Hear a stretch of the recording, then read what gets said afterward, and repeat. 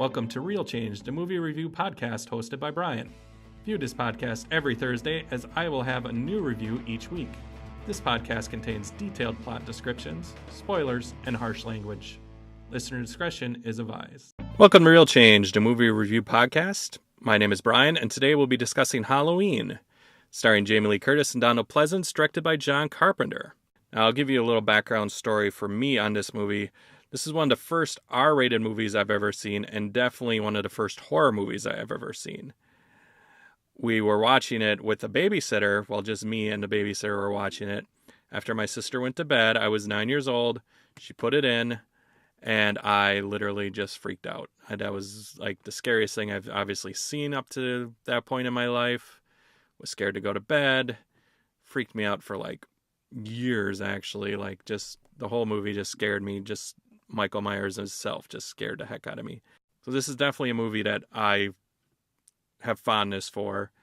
I try to watch it, at least some of it, every Halloween. It's kind of like Christmas Story or Christmas Vacation. If you're flipping the channels around Christmas time and you see it, you kind of stop and watch it. That's how I kind of am with Halloween. Around Halloween time, I just stop and watch whatever scene's on if I can. It's just one of those movies like I kind of have to see, like Christmas Vacation every Christmas. I kind of have to see Halloween at Halloween time. There isn't much of a plot. The plot summary is basically in the year 1963 on Halloween night, 6-year-old Michael Myers brutally murders his 17-year-old sister Judith. 15 years later, on October 30th, 1978, he stalks a trio of babysitters, one played by Jamie Lee Curtis, and is also pursued by his doctor, Dr. Sam Loomis, played by Donald Pleasence. I would definitely recommend this movie. It's definitely a movie you have to see. I know some people who are kind of younger will not want to see this because it was made in the 70s, and 70s movies can't be scary.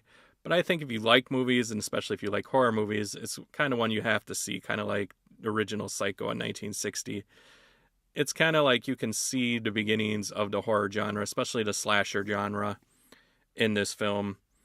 It started a lot of cliches that you see in horror movies and copied, especially in the Scream movies, like I'll Be Right Back and things like that, where I think it's also, you can also have a nostalgic trip for this. You can see it and see like what teens did before they had the internet and cell phones. You see people just constantly, you see the girls constantly calling themselves on the phone, like the cord phones. And it's got a real nostalgic factor. And the look of the film is also great when you figure they had little money. They only had $300,000 to make this film.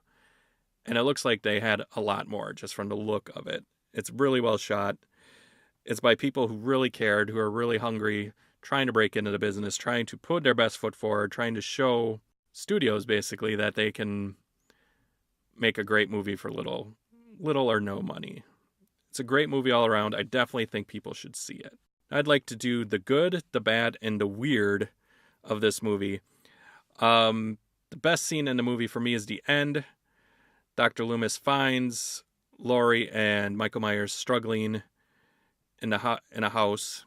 Loomis shoots Michael 6 times. He falls off their French balcony, bedroom window. He falls from the 2nd floor down to the 1st after being shot 6 times. Laurie asks if that was the boogeyman, and Dr. Loomis replies, yes, it was. He peeks down, and Michael is gone. And then you see all the other shots from the film of all the places Michael's been, while you can hear his heavy breathing, suggesting that he could be at any of these places or none of these places, or he could just be anywhere. I just love the end, especially if you're seeing this movie for the first time back in 1978 and you walked out and you just saw that ending and then you had to go like walk through a parking lot to your car. I just think that's just so scary. It's one of my favorite scenes in a movie. It's obviously my favorite scene since I'm discussing it. The bad, I don't really have a lot of bad, but I will complain about a cliche or a trope that I see in a lot of these horror movies, the old teens. The only one who was really close to being a teen at the time was Jamie Lee Curtis, who was 19 when this film was shot. Everyone else, the other 2 girls, Linda, played by PJ Soles, she was 28 at the time when they shot this. And the girl Annie was almost 30. And you can kind of tell, you kind of suspend your disbelief a little bit with them. but you can tell that they're not teens. And this isn't the first movie to do it. There's other movies that did it before, and there's definitely movies that after, but all the things that they got right with this movie, I wish they could have cast a little younger and got at least in the ballpark of ages right. The weird is not so much in the movie, but a merchandise that came out later. In 1983, there was a video game of Halloween released by Wizard Video for Atari 26. Basically, you are a babysitter who has to protect children from Michael, who's trying to stalk you and the kids. And they don't really give you any titles except for the cover. It's the same as the poster. But you got to assume you're being Laurie and the killer is Michael. And, if you've ever played Atari 2600, which I don't know how many people have anymore, you can tell they're just little block people who run around and do stuff. I played this game online. It's not that great. You basically just bounce around and bump into things, and then occasionally Michael shows up and chases you, and then you run off screen, and more times than not, you lose him. So don't have to play the game. If you're really curious or really like old school video games, go check it out. I played it online for free. Didn't have to download anything. So give that a check out if you want, but it's very odd that they had a video game based on this movie. Well, that's it for this podcast. Join me for next podcast where I'll be discussing Halloween 2, the 1981 version starring Jamie Lee Curtis and Donald Pleasence.